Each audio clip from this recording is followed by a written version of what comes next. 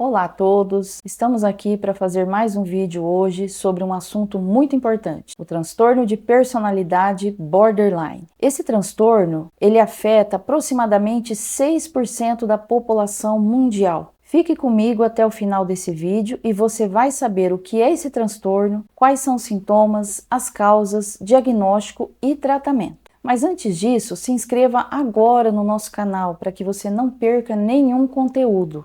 E deixe também o seu like, é muito importante para nós, além dos seus comentários nos vídeos.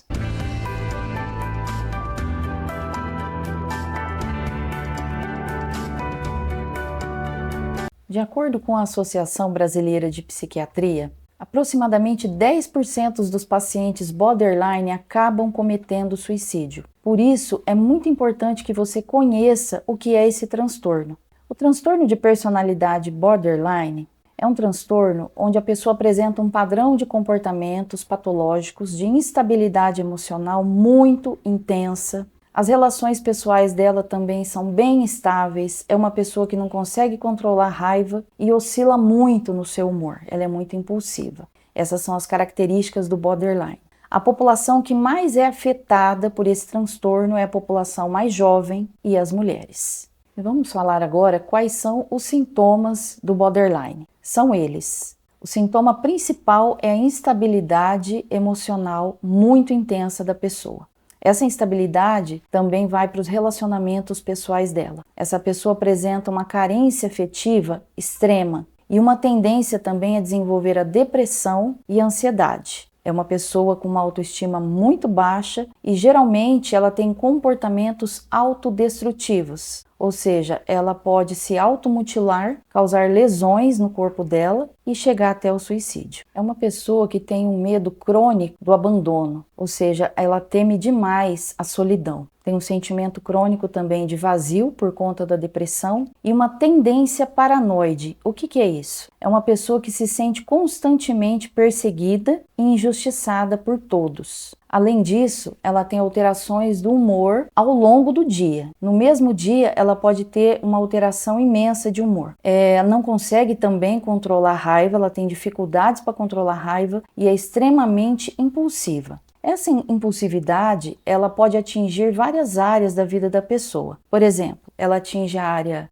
sexual, a área financeira através dos gastos. É uma pessoa que também pode abusar, tem uma compulsão para abusar de substâncias, compulsão alimentar e também direção irresponsável. E quais são as causas do transtorno borderline? Bom, existem 3 fatores: o fator genético, os fatores ambientais e o fator neurológico. O fator genético é o principal motivo. O fator genético é o principal motivo. Por exemplo, se a pessoa tem algum parente de primeiro grau na família com transtorno borderline, ela é 5 vezes mais propensa a desenvolver a doença. Existem também os fatores ambientais. Quais são eles? Negligência dos pais na infância dessa criança, isso inclui também algum tipo de violência, chantagens emocionais, bullying físico e abuso sexual. E o fator neurológico também. Se a pessoa tem o transtorno borderline, pode ser que houve também no cérebro algum tipo de alteração. No cérebro, nós temos o sistema límbico, que é responsável por regular as nossas emoções. E por vezes pode ser que houve algum tipo de alteração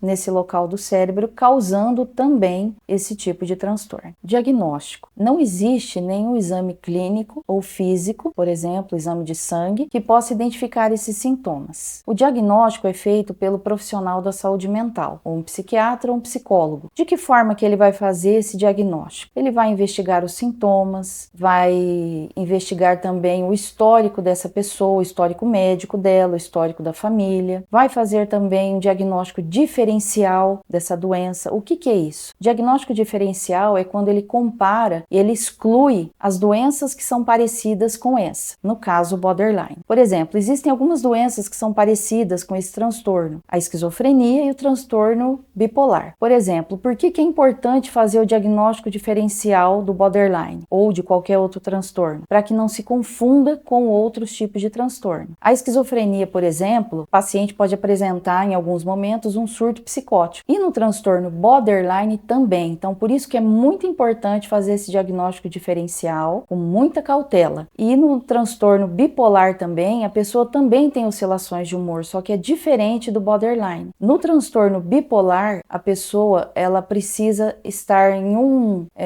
numa dessas fases, por exemplo, mania, euforia, ela precisa estar, por exemplo, uma semana dentro desta fase e umas 2 semanas dentro da fase depressiva para que ela seja diagnosticada com transtorno bipolar. Já o borderline, que é o que nós estamos falando hoje, a pessoa ela pode ter uma alteração de emoção, alteração de humor no mesmo dia por várias vezes. Ela pode sentir o sentimento de alegria e tristeza por várias vezes em um único dia. Tratamento. Tratamento é psicológico e psiquiátrico. Por quê? Psicológico porque a pessoa precisa passar por terapias individuais ou até mesmo em grupo. E o tratamento psiquiátrico é por conta das medicações. Ela precisa de medicações antidepressivos, anticonvulsivos e medicações que estabilizam o humor, estabilizadores de humor, tá? As medicações, os antidepressivos, ele vai servir para diminuir esse sentimento de vazio por conta da depressão. Os medicamentos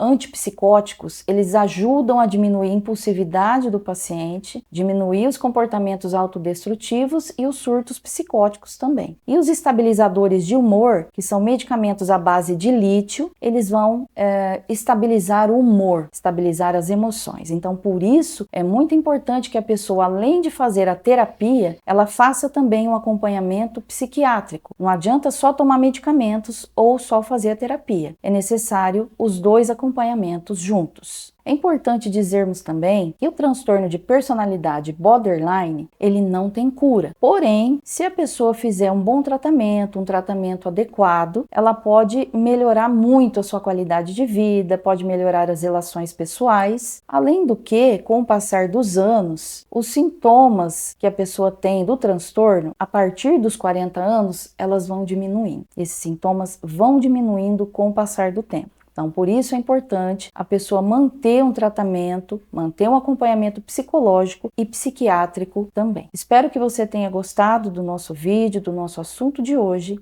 e até a semana que vem.